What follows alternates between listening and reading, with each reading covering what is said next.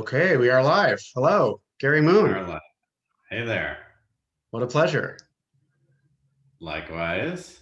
Been In-house with looking Palaestra. forward. Yes. So we are all about helping people grow together at work. And I'm particularly excited to sit with you, given how long I've known you for and some of the deeper work we're doing presently. And I can't wait to kind of get into the journey that it's been for you. I know you were pretty early on into the conscious capitalism movement. And for those of you who are just meeting Gary, I'm going to read you his bio so you get a sense of where he's at. He is the managing partner of Nfluence Partners. And this was a venture that was spun out just a few years ago, 2018, a couple of years ago, originally founded in 2011 as technology, media, and telecom group at Headwaters MB. And that firm was built into a top 5 tech-focused boutique investment bank, which was ranked by closed transactions in 2017. And over the past 12 years, Gary and his team have completed nearly 200 transactions and are known for their tenacity and creativity and effectiveness in service to their clients. So as I was also mentioning, Gary's been intimately involved with the conscious capitalism movement for years and also really put a lot of work into organizing the Mission Aligned Growth Summit, which is an event for founders, CEOs, investors, and thought leaders to explore purpose-driven business as a force for good. So again, welcome, Gary. Thank you. Excited to be here. Yeah. So where should we drop in of the things that we were mentioning?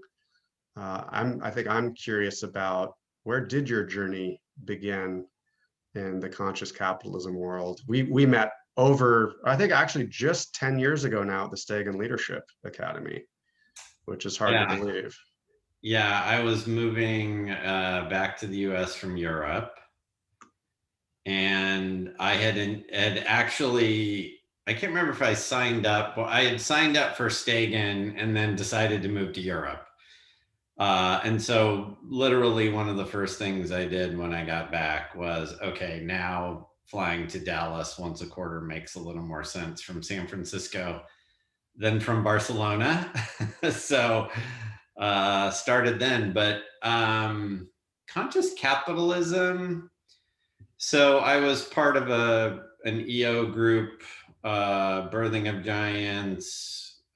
We kept going. It's called Gathering of Titans, which is a name we all make lots of fun of, but Game of Thrones is what we came up with when we were 33 and 34 years old. So right. Many of my classmates had started going through Stegan in some of those early years. So I remember conversations with Rand, I don't know, 2006, 2007, something like that. And I already felt some level of a call. And I had, my own personal consciousness journey that I was on, and learning and growth as a pretty important element of my life. But I couldn't figure out what to do with it professionally. And that, and then life has lots of twists and turns, and we moved to Europe, and then we came back, and then I worked at a bigger firm. And so yeah, lots of twists and turns before it finally came together a couple of years ago. And we decided to form Nfluence. Where did your consciousness path begin? What put you on the path? The biggest reckoning came when I got to Stanford. And, that's where you learn who's really smart and who works hard. And I'm in the work hard camp. So I worked really hard, and you start I got into grad school, I got into a research fellowship, I got this thing, I got that scholarship. And at some point, I was still not happy after all of this achievement, as we've, know and love the achiever mindset, very bright orange. And it was a little bit, I'd remember the day, as these things happen, I remember it almost to the day. I was working an insane number of hours, including time in a basement lab on a research project. And I went to visit a couple of guys who had graduated with their PhDs, which was sort of the track I felt like I wanted to be on. And they're like, yeah, we pretty much work 12 to 14 hours in the lab. And I just went, oh, wait, what? Like I thought this was my golden ticket to do something more fun. You mean I'm going to go there and do exactly what I do here, only just get a paycheck? Like, no. Like, that's not. So that was sort of my first, I call it, there's no there moment. The fool's gold kind of moment. Fool's gold. And that was probably one of the most crushing, first world problems, like, but Certainly, yeah. But recognizing its first world problems, it was a big reckoning with the universe. So, yeah. And what did you do from there? What happened? Oh, I crash and burn hard, like hard. I ended up dropping out. And, the beautiful part of the story is I started a company and we did reasonably well and blah, blah, blah.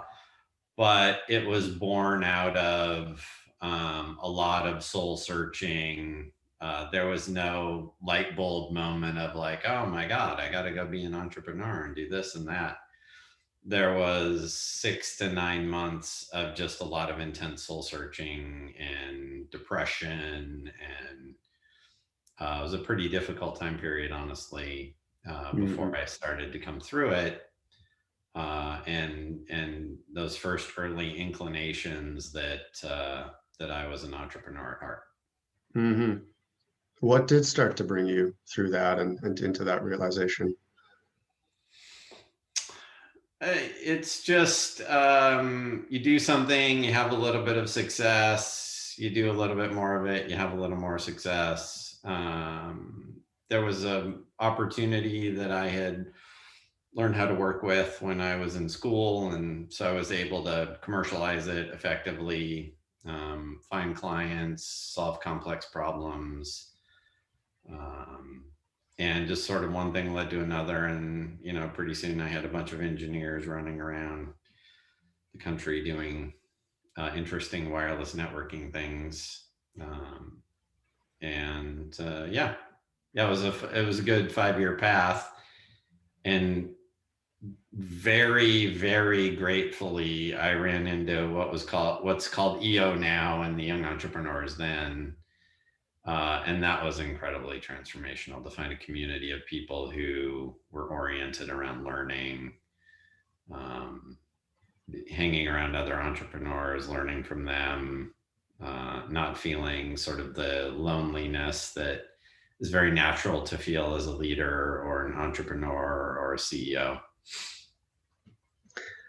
Yeah, this has been a common thread in our interviews here. That we had Darius on and then Marco. They're in a forum together, which is started as an EO forum. And I would just wonder if you'd share a bit more about the value that forum was as kind of the heart of your path. Well, I think it was, there's an element of it that's sort of finding your tribe.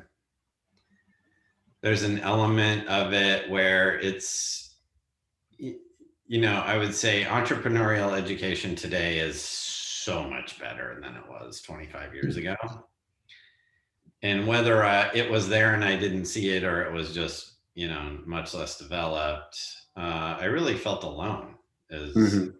the CEO and driving the company forward. And when you work an insane number of hours, there's not a ton of time for friendships. And even when there are, it's sort of the friends you collect may or may not really have that same position or feeling. And so it was really finding other folks who felt the same, and you could see this collective relaxing of the shoulders. It's like, oh, like you have the same issues that I do. We have the same fundamental pressures. You feel the same loneliness. And so it was this community, and it's, forum is oriented around learning from experience, and done well, gestalt sharing and all of that can be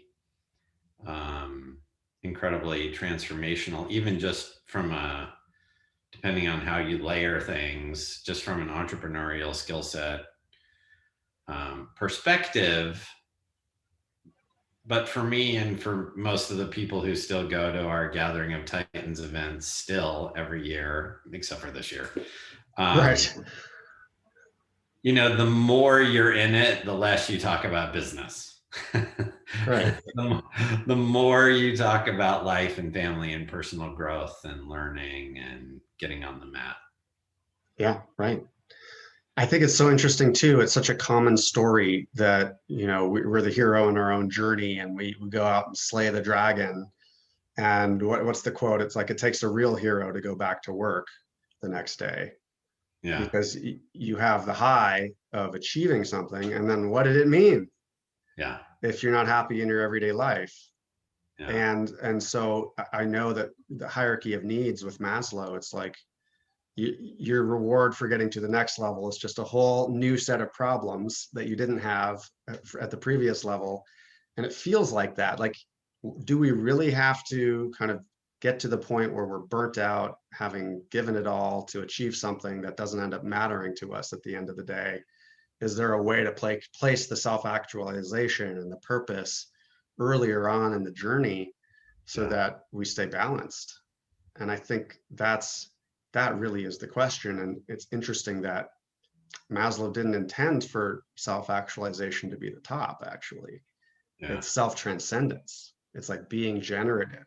It's like finding flow, like giving back. And somehow Forum seems to hold that kind of space where you can be generative, because it's not just it's not just a power over dynamic. You're in a peer learning relationship. Mm-hmm. And then to your point, it's like there's the triangle they talk about of course, business is part of it, but then it's the camaraderie and the personal growth. So it feels like that's what was missing for a lot of us who tend to lone wolf. It is the finding your tribe, like you said, that is the best way to do the personal growth journey, the self-actualization, and all of that. Yeah, and even though it's been 18 years, 15 years at a minimum since I've had any involvement in EO, still some of those people are some of my best friends. Right. So you just build these incredibly lasting bonds over that time. And some people, sort of continue a growth trajectory that looks like your own, and some don't. But it's and I found it to be an incredible community.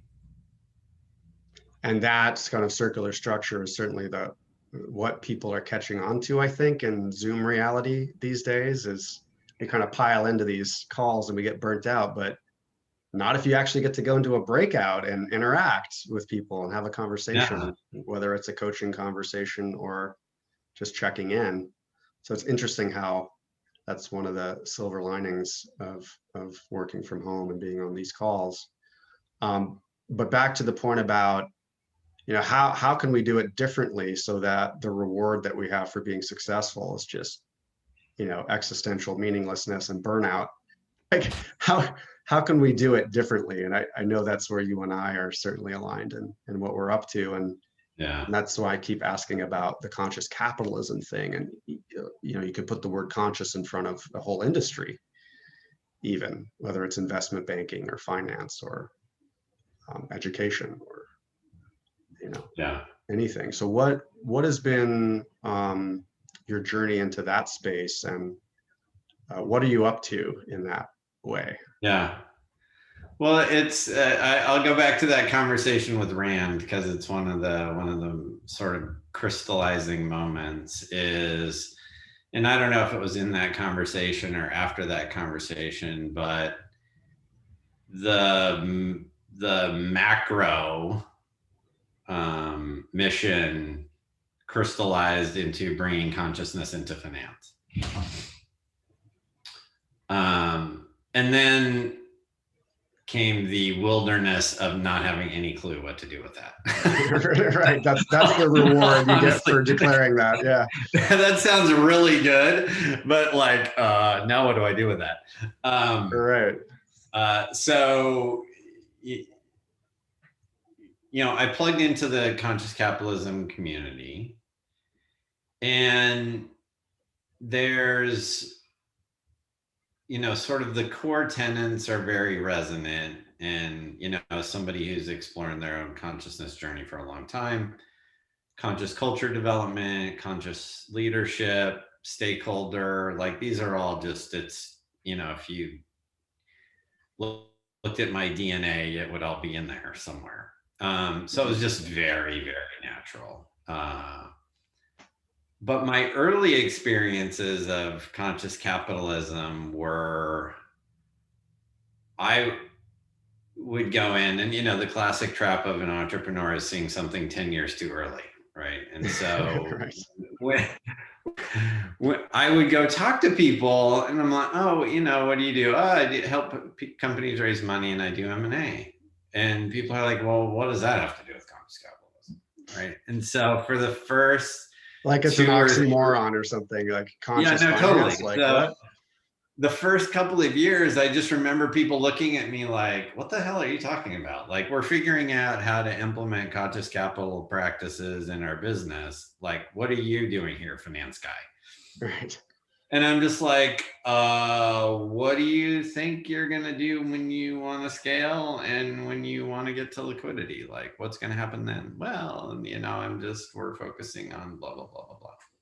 So, as somebody who never has a ton of time to just hang out and chat, I'm like, all right, well, I'll wait a little while and see when this conversation is a little more relevant. So I don't, dropped out isn't the right word, but I didn't do another CEO summit for 4 or 5 years before enough of the people that I knew in the community were starting to speak about matters of capital being important, and things like activist shareholders and misalignment with investors and some notable private companies became more and more paramount. And then the bigger names in the organization started caring more, and the organization as a whole started caring more. And so then I really sort of dovetailed back in to the organization and started working pretty proactively to bring this content into that community as a natural overlap, because this is content I'm bringing into the traditional financial ecosystem that we work within as well. So that piques my curiosity. Like, what is that content? How do you do conscious finance, or how do you apply the pillars of conscious capitalism into the space that you're in? Yeah, I look at it as really two different things. There's the practice of what we do, and then there's the culture within which we do it. And I think both are important. And it took me a little while to realize how different but interrelated they are. And some of that was a major pillar in the genesis of us actually spinning out and forming Nfluence, because it's, even though we had a lot of autonomy in where we were, there's only so much that you can do that isn't the development of your own culture. and your own brand of how you are going to do things. And for investment, this is on the edge of capitalism and becoming more and more mainstream, but think about it in the investment banking landscape, like there's 5 of us or something. So Right. it's not as large of a community as you would hope. So convincing folks inside of a traditionally grown investment bank is a little trickier than I felt like I wanted to bite off, and was something to go plant our stake in the ground and build influence around. But again, that's sort of there's both internal and external. The internal is developing the culture and walking the talk, and really focusing on bringing in people who are interested in, focused on, willing to learn and grow. Mm-hmm. And so the first pillar or vector of bringing consciousness into finance is showing an example that you can build an investment bank based on conscious leadership and conscious culture. And so that's what we've embarked on, as you know. Yes, indeed. we could spend quite a bit of time here, I imagine. We could. Years, in fact, if that's what we're talking about. It will be years, and making good progress so far, thanks to your Yeah. Well, thank you. I would agree. So what could we share about that? What has been the process of endeavoring to build a more conscious culture and do this in-house coaching thing and trying to bring the forum-like dynamic into the organization? What has been the journey since we started about a year ago? Well, I think the first step is, getting in the batter's box. So that's not a small step, right? No, it's not. That's the one small step and a giant leap for the whole company. Would be how I'd say that. So what was that in your experience? Well, both John, my partner John, and I have done Stegan's ILP. 1 year integral leadership program, very intensive. Correct. Yeah. Yep. And that was really helpful. And Sun went through it as well. And, that was a good grounding, but it wasn't really enough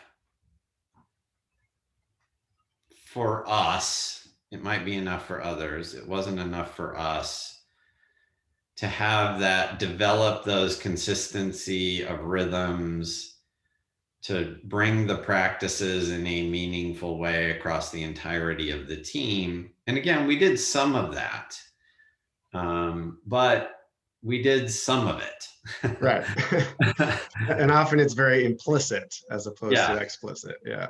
Yeah. And so, that's why I was pretty excited when you and I reconnected, that this was something that you were really bringing into, quarterly, weekly rhythms that we could roll out across the whole team, and really bring it to the full organization, including,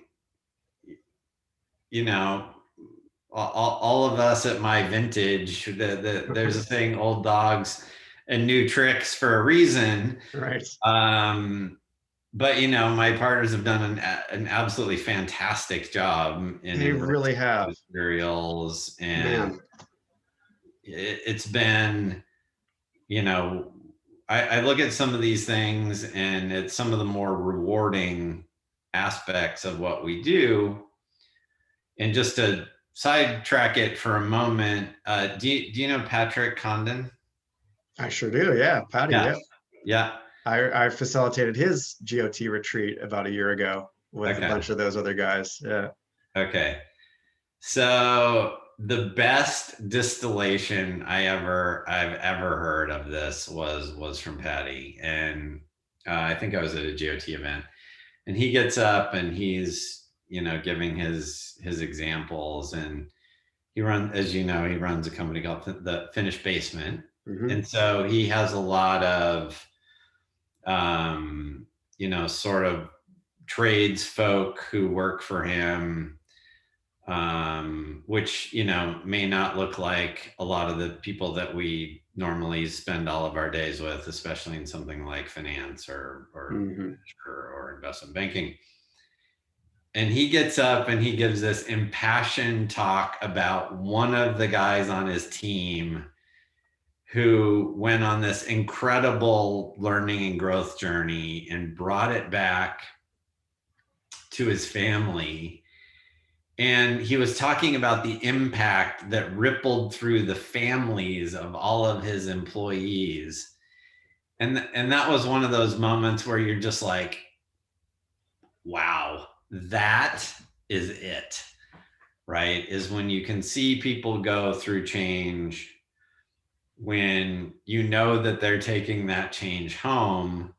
Like for me, that is just the perfect distillation of why conscious culture matters, is that ripple effect of, do you get benefits of it in business? Oh yeah, of course you do. But like, wow, you want to talk about impact? It's impact on people's families and their kids and what their kids take with them. Like that's what gives me that makes the hair stand up on the back of my neck. So Right.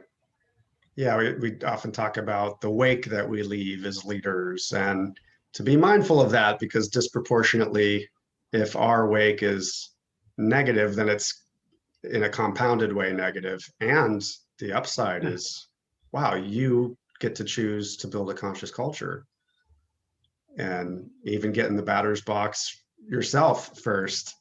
And sometimes I call that the dunk tank, but I think we'll go with batter's box for today. um, and yeah, the wake that we get to leave, I appreciate you reminding me about that, because I'm often heads down just in the coaching and not taking a moment to reflect on the impact it has. So what was that batter's box experience? How would you describe how we kind of entered into the team coaching and team dynamics space early on? yeah, I think I'm a big believer in setting the tone. And so, my partner Marie and I, back in the day when you could have people at your house, I used to do these salon dinners, and we would have somebody, open. I wouldn't call it a speaker, but we'd try to find some interesting story or angle or person to sort of lead us out in the dinner. And then I would, either Maria or I would go first and sort of share very vulnerably and open and deeply. And this, magical thing happens. And then everybody moves into, no, I mean, most people move into a state of vulnerability, and you have these incredibly rich and deep conversations. And so I remember our kickoff and spending some time on what I was going to say. And it wasn't really, a rah-rah, even though there was a little bit. It was sharing very deeply what I care about. Yeah, why are we here? Why are we doing this? Why Why are take we the here? time to do this in an investment banking crazy day? Yeah, I've got all these 17 other things to do to get a deal done. Why are we taking a time out for a couple days to do this? And then, as your beautiful fishbowl exercise, being The beautiful struggle. Yes, yes, yes. Leaders being go first. first in the hot seat. Yeah. That takes some energy. So, but even before that, it's, there's a moment of, is everybody going to think I'm crazy? Like, are people going to participate? Are they going to mail it in? Like, there's just so many questions or doubts. that's part of your program. And so those things kick up as resistance kicks up. But you just sort of have to walk through it and get into the batter's box. Well, I thought you did an excellent job of modeling that specifically, as you say, and it's not a little thing to walk in one day and say, no, I actually really want you to speak your truth to me. And I promise, I've even hired a guy here who's going to sit here and hold me to it, Yeah. as the coach, as the referee. And I remember as we made it through the first round, you turned to me and you're like, this is the work. This is what it takes for Yeah. people to open up their hearts and say what they're holding, say what they're carrying, and that you actually say thank you at the end of it. Thank you for expressing that tension to me. And yeah, it's always the people who, I wouldn't say always, but sometimes it catches me by surprise that it's the people who are kind of, you would expect to be the most kind of resistant, and then they're opening up too. Yeah. Because they're finally just given the chance to be human. Yeah. And say what it is. So, and that's the on the mat analogy. It's like, let's loosen up a little bit and do a little grappling, a little sparring. And hopefully what we'll find is there's more aliveness in the room. It's like, oh, we can all breathe a sigh of relief because what we're all thinking anyway is just out in the open. And now that we've said that, we feel better and we can kind of chart a course for what to do about it together. Yeah. Well, and the thing that you have to remember in investment banking is this is not a room full of yoga teachers and therapists. Exactly. There's quite a lot of New York in the room, actually. Like there's armor and battle scars, and you couldn't do this job without a decent sized ego and some protection, and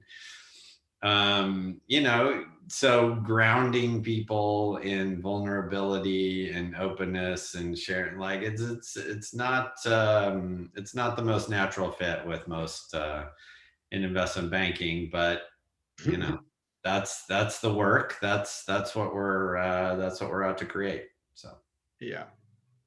Well, and that's the thing too, is Brene Brown talks about this as people refer to these things as soft skills, but like nothing could be more challenging.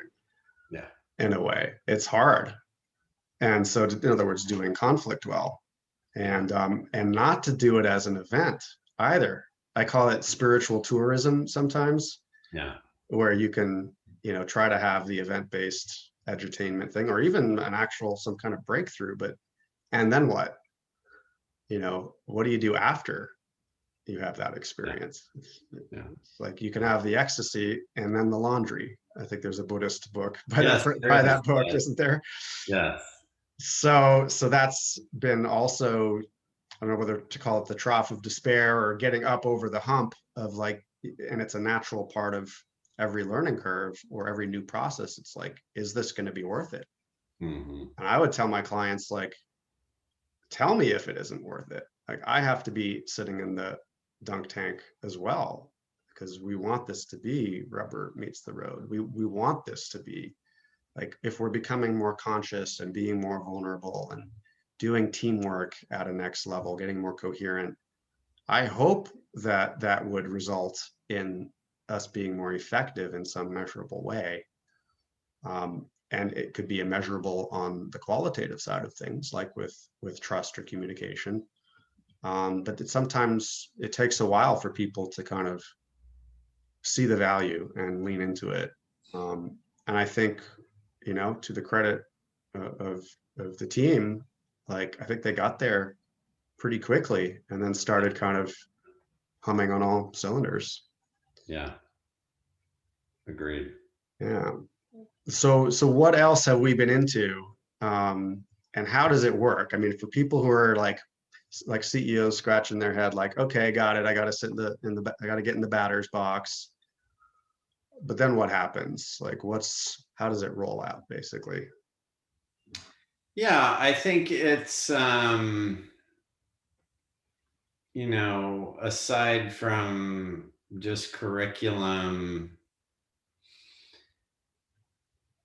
I think if I had to do a macro or two, it's, and you mentioned this, but there's an element of trust in the process, in getting people to, as you get, whether it's being able to take feedback, the acceptance of feedback is incredibly trusting place to be.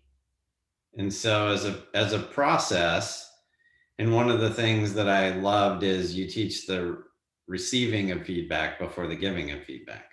Right, even before it's perspective Yeah, taking. Right. that's right. And so it grounds you in this space of, oh, like I really need to get clear and be in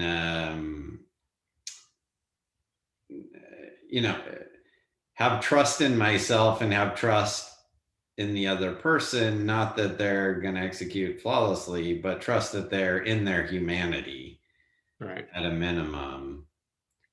And that becomes a great sort of grounding as you get into some of the other elements that we work on, like coaching or those sorts of aspects, because that clear communication, that ability to give and receive, that ability to understand perspective, all of that becomes incredibly important as just sort of the baseline, of getting everybody on the same page to be able to,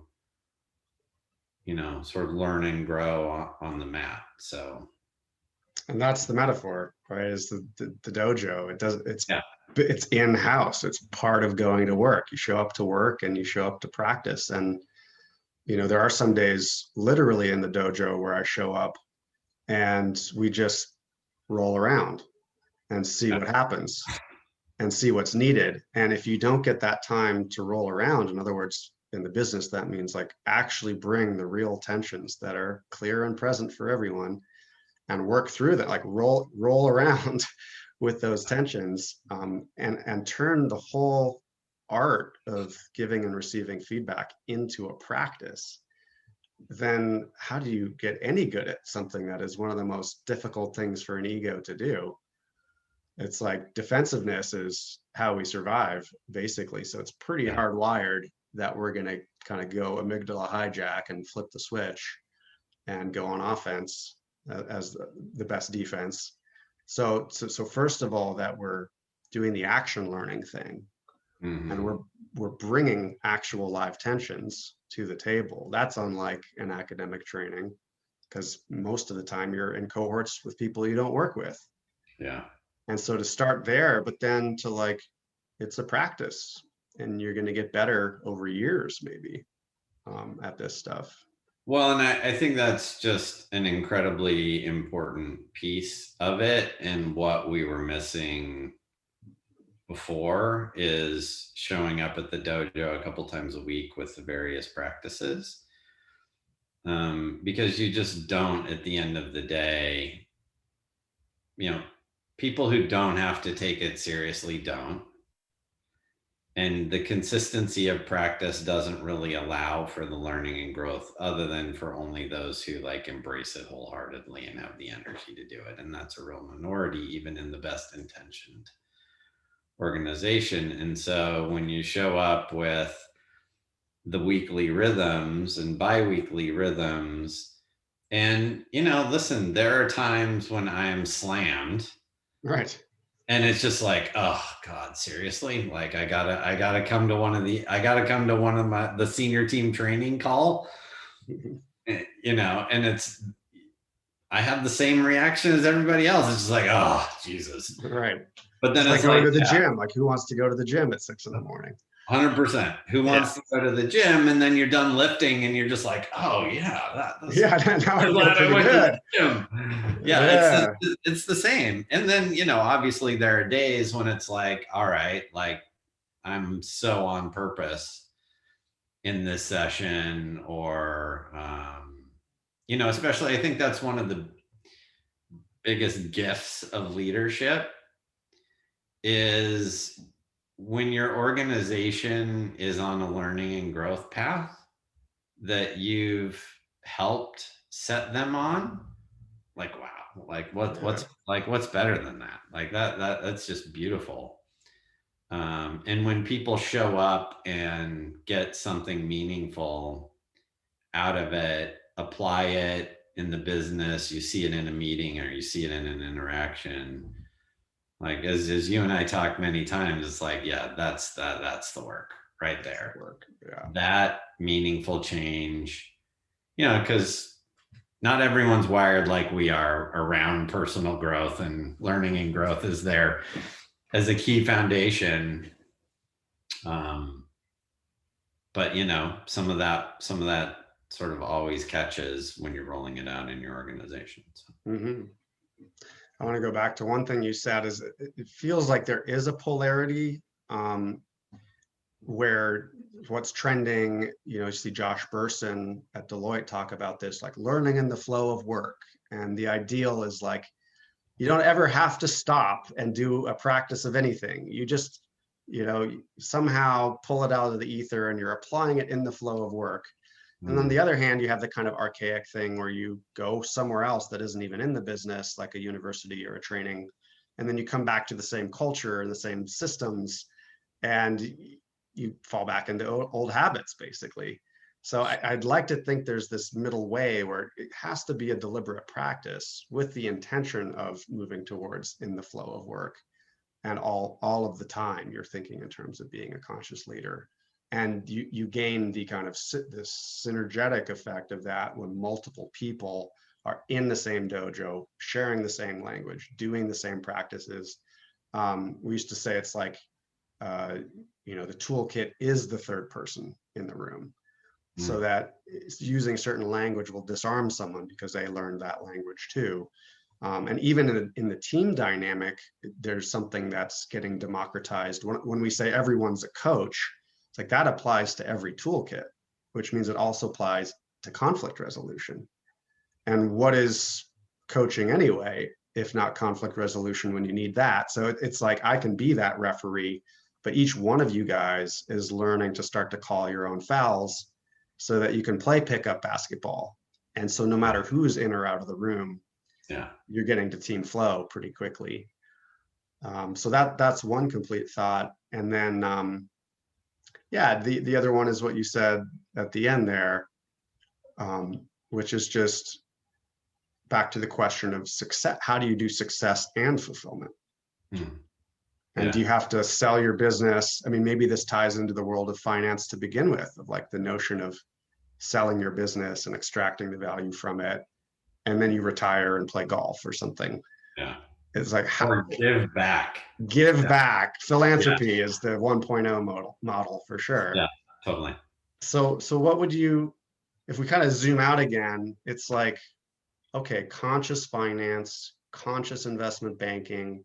I mean, the concept of money to begin with, I don't know how abstract we want to go here. Yeah. But like what comes up for you? And I know you think deeply about these things. I've seen your PowerPoints before, so I know how deeply you think about things.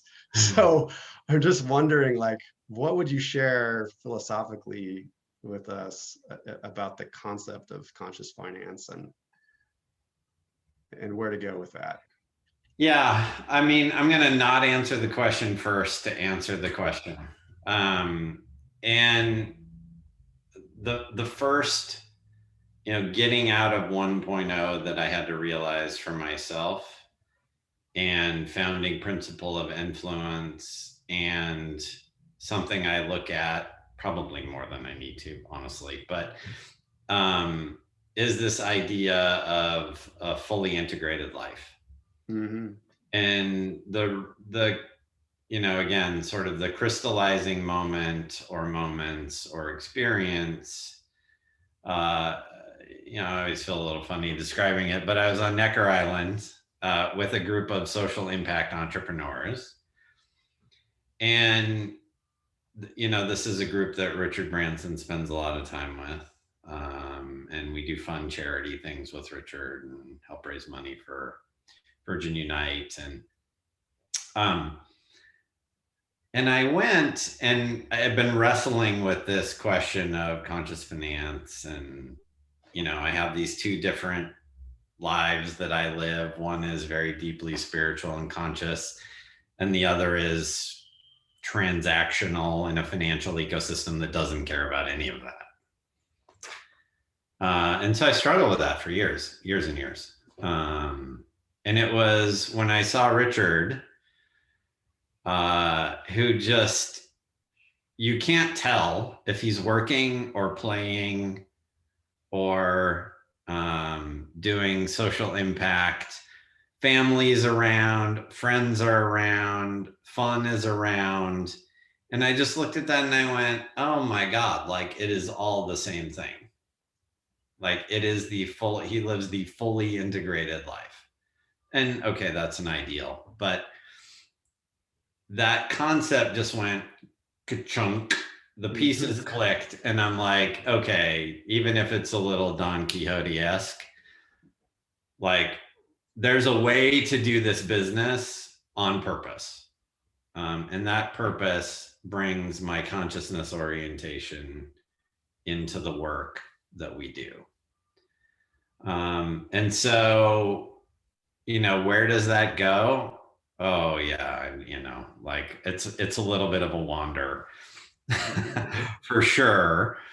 But, one of the first things we did was put a stake in the ground around what we call mission alignment, which is, companies with a purpose. So conscious companies, benefit companies, impact companies,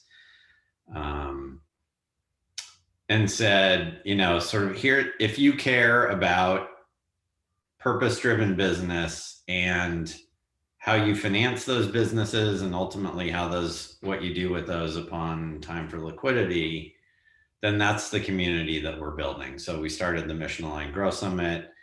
We partnered with Conscious Capitalism on it. We're just now rebooting that into a monthly salon series, sort of going back to the salon dinner idea. 12 to 15 people. Yes, we'll have 1 to 2 people who sort of lead us out, but it's more deep conversation than it is listening to, yet another pitch on Zoom. Yeah. So that was really the first thing. I had started working with companies, even at Headwaters, that sort of self-identified as mission aligned to find their transactional work. Early, mostly around the idea of aligned investors. Can you find investors for any given company that share a belief in the mission? For the most part, in the ecosystem we work in, are still looking for market rate return. So that kind of sweet spot. And there's sort of more and more of those companies every year. And then it's something today where, if you look, there are natural sectors of the economy where people are very mission oriented. So we start moving our business more into those areas. Digital wellness is a good example where sort of out of the gate, we'd done a few things in healthcare broadly and just started to be more intentional about the companies that we were focusing on and the investors for those companies that we were focusing on. Published some industry research. But the piece that I really love and where we fit is there's sort of an impact community. And then, I wouldn't say it's the other end of the spectrum, but, maybe 75 degrees away is the traditional venture and private equity ecosystem where our core business has always lived. And there are people who do incredible work in impact, and that's got some very specific definitions, and I don't exclude that from our definition, but there's a lot of people doing really good work in impact. Where I think we can be a bigger fulcrum are those people who come out of the traditional ecosystem, and maybe it's folks like us. They've heard a calling, they have this set of experience, they have a personal life and a business life that maybe don't cross over. And how do we provide a beacon or example or help them find examples? And this applies both to companies and to investors, where, I talk to a lot of companies in the conscious capitalism world. You call it a conscious capitalist and they don't know it. But it's sort of the same idea in the more broad definition, mission aligned.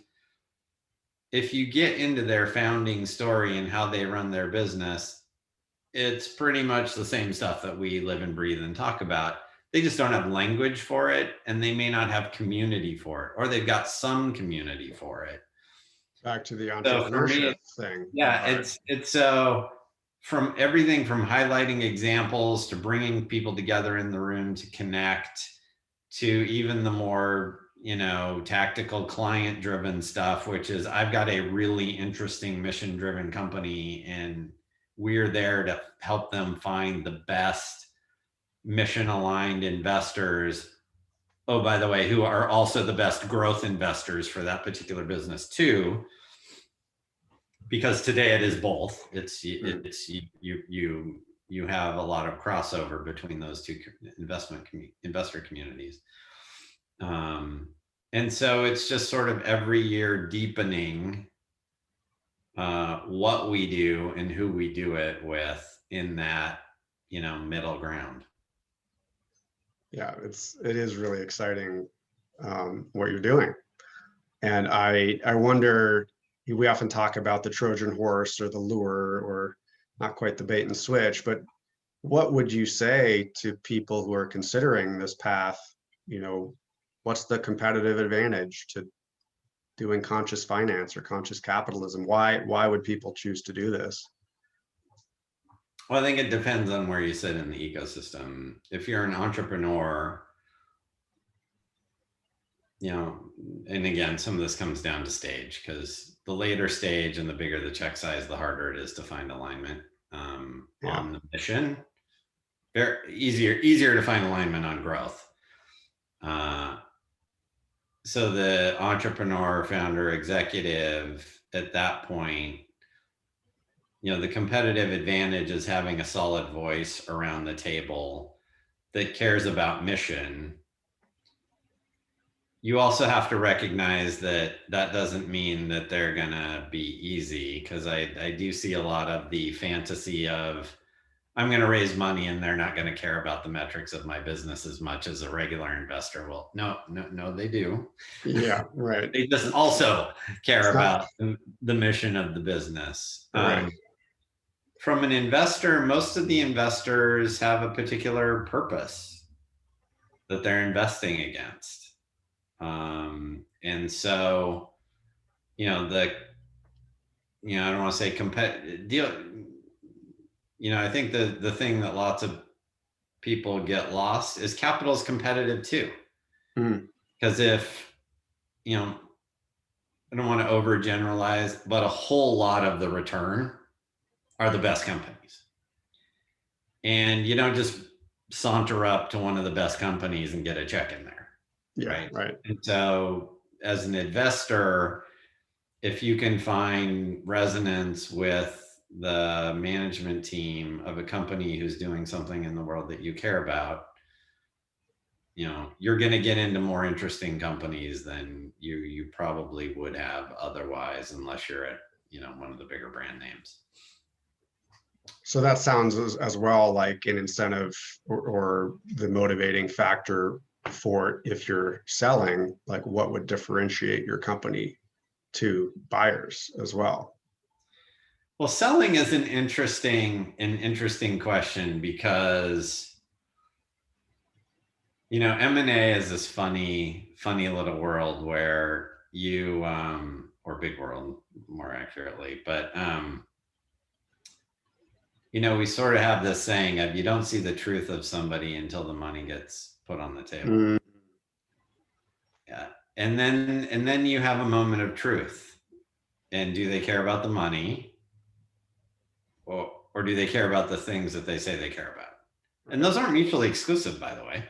Fortunately, I would imagine. Fortunately, some people's worldview is that they're mutually exclusive, but they're not. Yeah. And so you get into these super fascinating situations of, is somebody going to walk the talk when you get to that time? Because every exit is a choice. It's a choice amongst things, or it's a choice to not do anything. And depending on your value set, that will really ultimately drive. So there are plenty of buyers out there who don't care about any of these things. And in that case, whatever competitive advantage you've wrung out of your business, faster growth, more passionate employees, employee longevity, better ecosystem. There are lots of ways and reasons that stakeholder businesses grow faster, have better employee engagement, better customer engagement than others. So you might reap the benefit of those metrics with a traditional financial investor, or you could have some choice in ultimately where it goes if you can find folks who care about that. Mm-hmm. that same thing. That's harder, admittedly, but it's something that, sort of increasing over time. There are more and more people who care about that, who buy companies. Yeah. I'm just curious if there's anything else you kind of have up your sleeve for the future for the Mission Aligned Growth Summit, or where you see the evolution of conscious finance going. Just if there's anything on your end that you wanted to share that way. No, I think the biggest thing is what I was saying earlier is, and I'll use an example of Mayfield. Tim Chang is a friend and a partner over there, 50-year-old venture capital firm. And I don't know, a couple months ago, they put a big statement out and shifted the firm to be a conscious capital driven firm. Mm-hmm. And the process of getting a Mayfield from here to there, Bit of a battleship. that's the work. But that's the work, right? That's what gets me excited is, folks like an Obvious Ventures or Bo Shao and Evolve Ventures, who put that first stake in the ground and say, these are the things that I care about and here's what I'm investing in. That's sort of the newer imprint of go out and start the fund that way. But there's this whole wash in the middle. Yep. Where, if, as I like to say, you can either make 100% impact in 1% of the market, or you can make 5% impact in 90% of the market. Different people want to play in different areas. Like what we're doing is trying to help be that leverage point in the traditional ecosystem to get more and more people exposed to, care about, familiar with, demystified, all of these things that we're talking about. Yeah, I love that. I mean, that's obviously why I'm doing what I'm doing out here, trying to blaze trail, and it's messy work. And it actually involves people changing, and not just their behaviors, but changing their minds and changing their values, or at least realizing they don't always live their values, which is a very painful process. There's no coming to consciousness without pain and all of this kind of stuff. Ignorance is bliss. And so it's not unlike in the spiritual world when you hear about so-called enlightened or awakened teachers. And it's like, who cares if you're enlightened while you're meditating? If when you get up from the cushion, you're like triggered and yelling at people again. So it's the lack of integration again that I think applies here. Is like, part of me is a little cynical, is like, I don't really care if you say you have a purpose and great that you look to do stakeholder integration and win-win and all of that. But at the end of the day, to your point, when it comes down to the money, are you really going to do the win-win thing?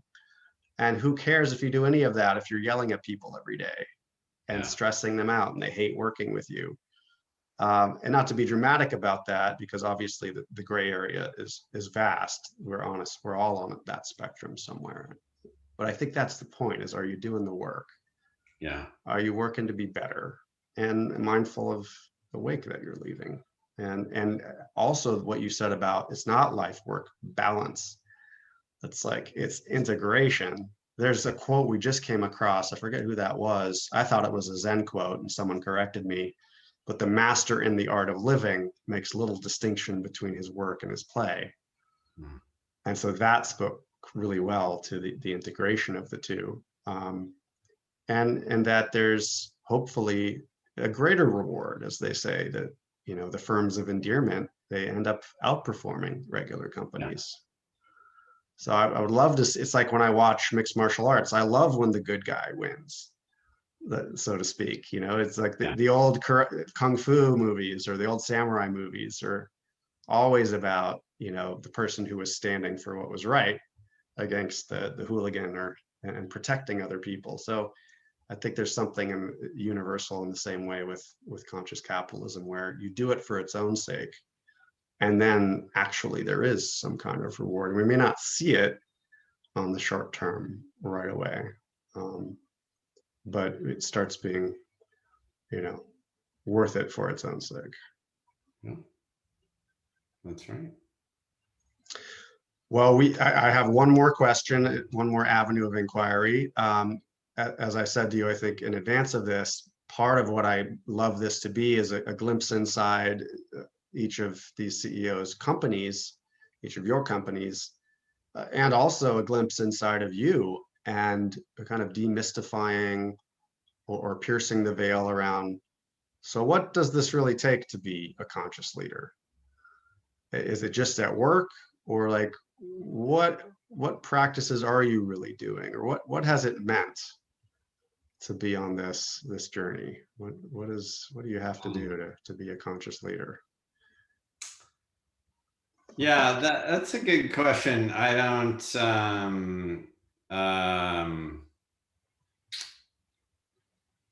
it's simple and it's complex. You just show up and do the work. I don't know what other people's experience is, but for me, it started with learning and growth at the center of who I am. And at some point I woke up to that and it became the truth, and everything else after that was oriented to learning and growth in some way. Not always perfect, plenty of zigzags and ups and downs. But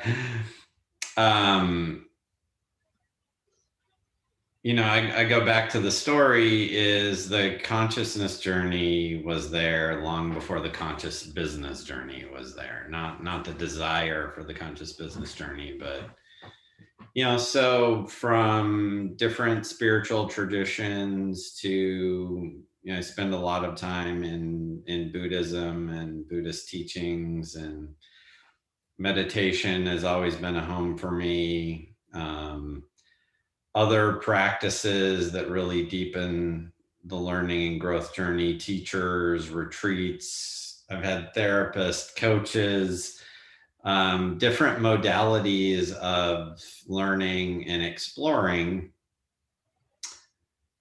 So the hard part wasn't that, because that was all happening. The hard part was understanding what of that would actually work in an organization. And going back to Stegan and where we originally met, that was all very personally transformational. And that's why, as I said before, I was so excited when you decided to launch. And I have a question for you. Oh, good. Conclude is I'd love to just hear a little more on your journey to putting a stake in the ground and saying, this is what I believe in doing, and this is what I want to do, and here's how I'm going to go do it. Because that was sort of that missing piece of how can we bring people into this without it being like, oh, that's another one of Gary's like weird things that, Yeah. because I don't know. Flavor of the month or something. Yeah. So how do we bring that in a way that it speaks to the broadest range of where my team is, so that they can learn whatever there is for them to learn and accept what they choose to accept, and move forward. Yeah. Well, thank you for turning it around. There's a story I don't know if I've told yet on one of these interviews, but it has to do with purpose, which is the monastery meeting the marketplace, and the notion that the marketplace is the new monastery. Yeah. And this term dojo is a really personal one to me. And in the East, the dojo was the temple as well. The whole lineage of Eastern martial arts was so that the monks could integrate into their bodies the meditative experience. So it was very much about mindfulness and flow and mastery of self. Bruce Lee talking about all knowledge means self-knowledge. So we do all these various things so that we can learn and grow, to your point. So for me, it was common sense growing up with meditation twice a day in my community or in Fairfield, Iowa. It's like, of course there's a Sangha, as they say in Buddhism. Of course there's a community of practice. Of course this is a lifestyle. And it doesn't make sense if it's a start and a stop kind of thing, if you want to get better at anything. So the story is that we went through this fishbowl exercise. I started at the very top, just with the co-founders and head of people and culture. And people have different defenses in that exercise, because it's kind of like sparring for the first time, where you've never really had to get hit, and it can be unnerving to hear what people really think of you. And so sarcasm is a pretty common defense. And that happened to be the one that was coming out in the moment and kind of joking around, haha. And I, of course, checked that and invited politely for the co-founder to hold this as sacred ground. Like, this is someone who reports to you. So there's a power dynamic here. So it's incumbent upon you to empower her and to draw out more of what she thinks and to mirror her perspective back to her until she feels you've really heard her. So it's like that kind of locked it in, and good that we had that structure. And then at the end of it, he stood up and walked into the corner of the room. And I thought, well, what's happening? And he turned back and he had tears coming down his face. And he said, I hate who I am at work. I thought I was going to have to go away to some monastery to be a good person. And I can see I don't have to make that choice anymore. And then we all got moved. Like, wow, that's so beautiful. And I said, exactly, this is why I'm doing what I'm doing. Like, this is the monastery. This is our Sangha. These are our band of brothers and sisters, the place we go to work for those 12 or 14-hour days.